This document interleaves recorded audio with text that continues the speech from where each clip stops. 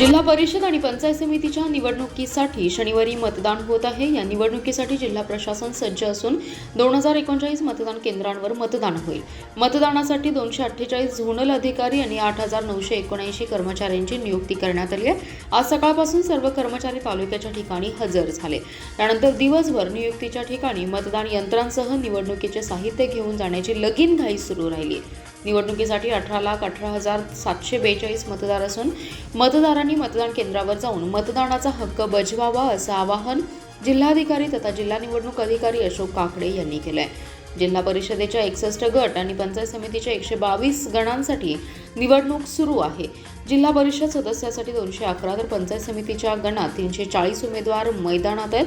तब्बल 9.5 वर्षांनंतर मिनी मंत्रालयाची निवडणूक होत असल्याने उत्सुकता वाढली आहे। निवडणुकीसाठी प्रशासनाकडून संपूर्ण तयारी पूर्ण झाली आहे। शुक्रवारी सकाळपासून सर्व तालुक्यांच्या ठिकाणी निवडणुकीसाठी नियुक्त करण्यात आलेले कर्मचारी हजर झाले। तालुक्यातील संबंधित मतदान केंद्रावर कर्मचाऱ्यांना मतदान यंत्र आणि साहित्य घेऊन पाठवण्यात आले।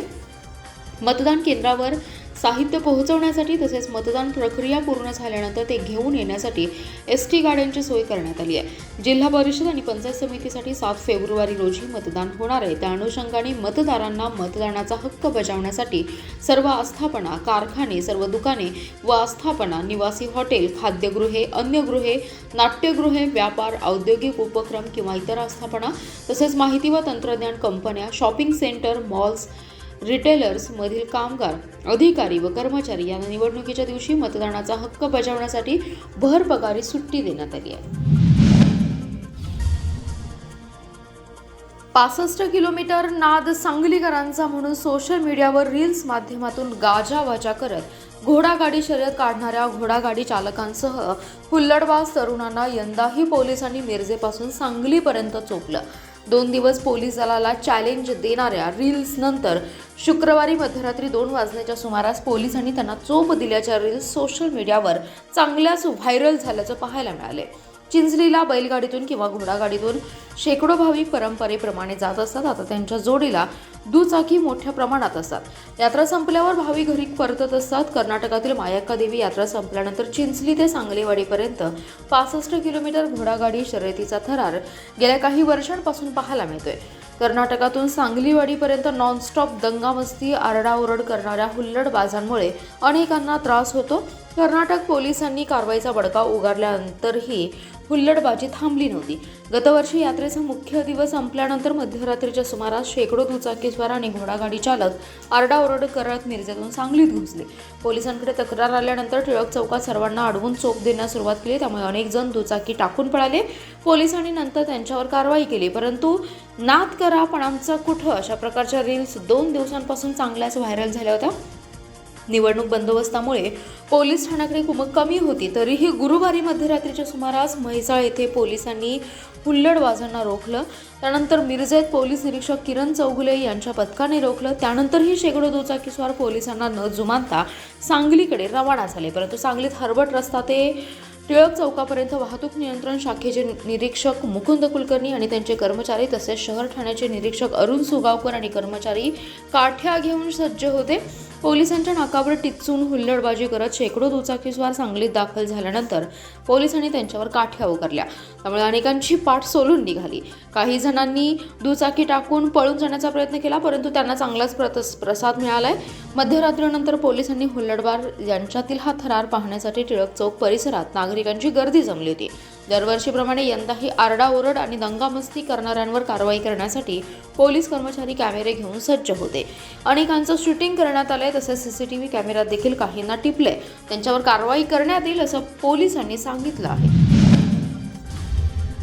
कडेपूर तालुक्यातील वडिये रायबाग येथे भाजपाचे कार्यकर्ते जिल्हा परिषद आणि पंचायत समिती निवडणुकीच्या पार्श्वभूमीवर महिलांना साडी वाटप करत असल्याचा प्रकार उघडकीस आलाय। या प्रकरणी आता 3 अज्ञातांविरोधात गुन्हा दाखल केलाय। वांगी जिल्हा परिषद गटातील वांगी पंचायत समिती गणातील वडिये रायबाग येथे गुरुवारी रात्री बिरोबा मंदिराजवळ रस्त्याच्या कडेला भाजपा पक्षाचे काही लोक महिलांना साडी वाटप करत असल्याची माहिती कडेगाव पंचायत समितीचे गटविकास अधिकारी प्रशांत राऊत यांना मिळताच त्यांनी तात्काळ निवडणूक भरारी पथकास संबंधित ठिकाणी जाऊन पाहणी करून पुढील कारवाईचे आदेश दिले. त्यानुसार भरारी पथक प्रमुख संजय भानुदास होनमाने यांनी तात्काळ भेट देत पाहणी केली असता एर्टिगा गाडीच्या बाजूस लोक उभा राहिलेले दिसले. त्या ठिकाणी गावातील लोक जमा झाले होते. त्या गाडीच्या पाठीमागील बाजूस साड्यांचे मोठे गठ्ठे पडल्याचं दिसलं आणि तिथे असणाऱ्या ग्रामस्थांकडे चौकशी केली असता त्यावेळी भाजपा पक्षाच्या वतीने 3 अज्ञात इसम साडी वाटप करत होते. त्यांच्याकडे विचारणा केली असता ते उडवाउडवीची उत्तरे देऊ लागले. हातास हिसडा मारून गाडी आणि साड्या तिथे सोडून अंधारातून पळून गेल्याची माहिती मिळाली. त्यावेळी प्रदीप हनुमंतराव शिंदे यांनी पळून गेलेल्या 3 इसमांचे मोबाईलमध्ये शूटिंग केलेलं असल्याबाबत सांगून मोबाईलमधील शूटिंग आणि फोटो दाखवले. यावेळी साड्यांची आणि मिळून आलेल्या गाडीची लोकांच्या समक्ष पाहणी केली असता 1,35,000 रुपये किमतीच्या वेगवेगळ्या रंगाच्या पॅक केलेल्या 339 साड्या, 5 लाख रुपये किमतीची कार, भाजपाचे पॅम्पलेट असा 6,35,000चा मुद्देमाल जप्त करण्यात आला. या सर्व प्रकाराच्या विरोधात पंचायत समिती आणि जिल्हा परिषद निवडणुकीच्या अनुषंगाने मतदारांना प्रलोभन दाखवून मतदानासाठी साड्या वाटप करणाऱ्या 3 अनोळखी लोकांच्या विरोधात गुन्हा नोंद करण्यात आला. महानगरपालिकेचा कणा असलेल्या मालमत्ता कर विभागाला अधिक कार्यक्षम, पारदर्शक आणि तंत्रज्ञान स्नेही बनवण्यासाठी महापालिका प्रशासनाने मोठं पाऊल उचललंय. भाग लिपिकांना अद्ययावत टॅब उपलब्ध करून देण्यात आले असून अतिरिक्त आयुक्त राहुल रोकडे यांच्या हस्ते कर्मचाऱ्यांना वाटप करण्यात आले. महापालिका आयुक्त सत्यम गांधी यांच्या विशेष पुढाकारातून कर संकलनाचे कार्य करणाऱ्या कर्मचाऱ्यांना हे टॅब देण्यात आलेत. केवळ तंत्रज्ञानच नव्हे तर कर्मचाऱ्यांच्या कार्यस्थळावरील गरजा लक्षात घेऊन कर विभागाला नवीन फर्निचर आणि आवश्यक इन्फ्रास्ट्रक्चर पुरवण्यात आले. त्यामुळे कर्मचारी आता आधुनिक तंत्रज्ञानाशी सुसंगत राहून अधिक गतिमान पद्धतीने काम करू शकतील. टॅब उपलब्ध करून झाल्यामुळे कर संकलनाची प्रक्रिया कागदमुक्त आणि रिअल टाईम होणार आहे. तंत्रज्ञानाच्या वापरामुळे नागरिकांच्या कराच्या नोंदीमध्ये अधिक अचूकता आणि पारदर्शकता येईल. कर्मचाऱ्यांना कामासाठी पोषक वातावरण मिळेल यासाठी अद्ययावत फर्निचर आणि सुविधा उपलब्ध करून दिली गेली आहे. याबाबत बोलताना अतिरिक्त आयुक्त राहुल रोकडे म्हणाले, कर विभागातील कर्मचारी हे महापालिकेचा कर रूपी चेहरा आहेत. त्यांचं इन्फ्रास्ट्रक्चर सक्षम आणि अद्ययावत असणं अत्यंत आवश्यक आहे. आयुक्तांच्या या संवेदनशील निर्णयामुळे कर्मचाऱ्यांचे मनोबल उंचावणार आहे. सहाय्यक आयुक्त आकाश डोईफोडे यांनी विभागाच्या वतीने आभार व्यक्त केले. मिरजेतील राजीव मार्टिन देवासिया यांचे दुचाकीवरून अपहरण करून धारदार हत्याराचा धाक दाखवत मारहाण केल्याचा प्रकार उघडकीस आलाय. 5 जणांनी राजीव यांच्या मोबाईलमध्ये जबरदस्तीने ॲप इन्स्टॉल करून 98,000 रुपये ऑनलाईन लंपास केल्याची तक्रार त्यांनी पोलिसात दिली. घटनेचे गांभीर्य ओळखून महात्मा गांधी पोलीस ठाण्याचे प्रभारी संदीप शिंदे यांनी तातडीने तपासाची चक्रे फिरवत 4 अटक केली असून 1 जण पसार आहे. मोहम्मद वाहिद इमाम मुल्ला, लतीफ ख्वाजा शेख, राजेश चंदू गुजराती आणि राहिल राजू शेख अशी अटक केलेल्यांची नावे तर अविनाश उर्फ रितेश शिवाजी कुर्णे हा पसार झाला. मिरजेतील समतानगर येथील वैद्यकीय प्रतिनिधी म्हणून काम करणारे राजीव देवासिया यांना 2 दुचाकीवरून आलेल्या 5 जणांनी सांगली रस्त्यावरून राजीव यांच्या दुकानावरून जबरदस्तीने त्यांना बामणी येथे नदीजवळ नेले.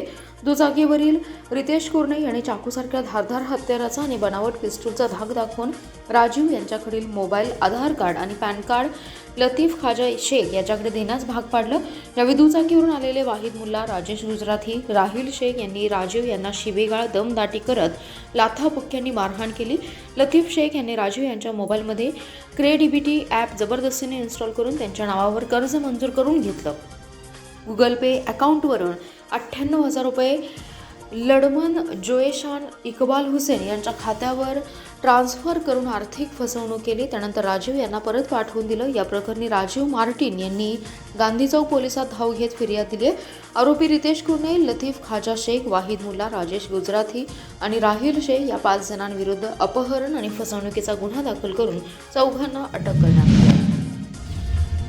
स्वच्छ भारत मिशन प्रकल्पाच्या कर्मचाऱ्यांचे गेले 4 महिने पगार झालेले नाही. त्यामुळे या कर्मचाऱ्यांनी कामबंद आंदोलन सुरू केलं असून सोमवारी मुंबईत राज्यव्यापी धरणे आंदोलन करण्यात येणार आहे.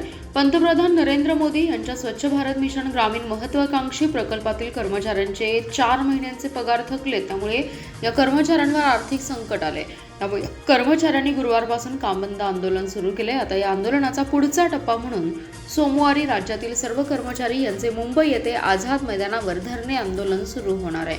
याचा परिणाम ग्रामपंचायत स्तरावरील सांडपाणी, घनकचरा, वैयक्तिक शौचालय, बांधकाम इत्यादी स्वच्छता विषयक कामकाजावर होणार आहे. जिल्हा स्तरावरील कर्मचारी ग्रामपंचायतीमधील प्रत्यक्ष अंमलबजावणी, क्षेत्रीय तपासणी, लाभार्थी समन्वय, ऑनलाईन नोंदणी आणि अहवाल सादरीकरण यांसह जिल्हा परिषद आणि पंचायत समिती स्तरावरील नियोजन आणि देखरेखीची जबाबदारी पार पाडतायत. 4 महिन्यांपासून मानधन न मिळाल्याने कर्मचाऱ्यांचे घर भाडे, मुलांचे शिक्षण आणि वैद्यकीय खर्च भरणं कठीण झाले. त्यामुळे पाणी व स्वच्छता कंत्राटी कर्मचाऱ्यांनी जिल्हा परिषदेसमोर धरणे आंदोलन सुरू केलं असून सोमवारपासून राज्यातील सर्व कर्मचारी यांचे आझाद मैदान येथे धरणे आंदोलन सुरू होणार आहे. यावेळी सुनील सावंत, सुहास गवळी, सतीश जाधव, विद्या कुंभार, शिल्पा सराफदार, दीपक वेदपाठक यांच्यासह इतर कर्मचारी उपस्थित होते. सांगली शहरातून पलूस आणि कडेगावला जाण्यासाठी महत्त्वाचा मार्ग असलेला कर्नाळ पोलीस चौकी ते शिवशंभो चौक या रस्त्याचं काम आता सुरू करण्यात आलंय. या कामासाठी पुढील 5 महिने हा रस्ता बंद करणार आहेत. त्यामुळे शिवशंभो चौक ते कर्नाळ पोलीस चौकी रस्ता बंद असल्यामुळे बायपास रोड, जुना बुधगाव रस्त्यावर प्रचंड मोठ्या प्रमाणात वाहतूक कोंडी होणार आहे. मोठ्या वाहनांसाठी सांगलीत येण्यासाठी आणि सांगलीतून बाहेर जाण्यासाठी हा महत्त्वाचा मार्ग असल्याने या मार्गावर वाहनांची मोठी वर्दळ असते. याचा परिणाम आज दिसून आलाय. या मार्गावर दुपारच्या सुमारास मोठ्या प्रमाणात वाहतूक कोंडी झाली होती. याबाबत जिल्हाधिकारी यांनी नोटीस काढताना पर्यायी सक्षम व्यवस्था करा अशी मागणी सामाजिक कार्यकर्त्यांनी केली होती. मात्र त्याकडे दुर्लक्ष झालेलं दिसून येते. सांगलीचं वाटोळं कसं करता येईल यासाठीच राज्यकर्ते प्रशासन हे काम करत आहेत का अशी शंका आता येत असल्याची टीका नागरिक जागृती मंचाचे सतीश साखळकर यांनी केली आहे.